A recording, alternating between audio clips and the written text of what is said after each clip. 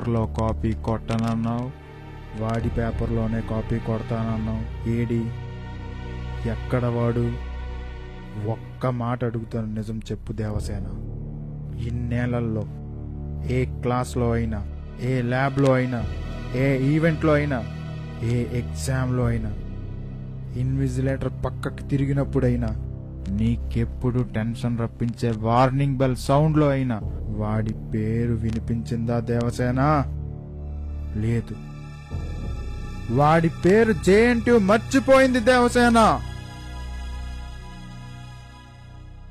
వాడి పేరు స్టూడెంట్స్ మాటల్లోనే కాదు, కాలేజ్ రిజిస్టర్లో కూడా తుడుచుకు పెట్టుకుపోయింది దేవసేన.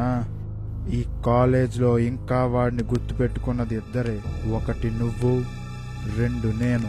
చచ్చేలోగా ఒక్కసారైనా చూడాలని నువ్వు, ఇంకొకసారి కసి తీరా చంపాలని నేను. ఇద్దరివి తీరని కోరికలే.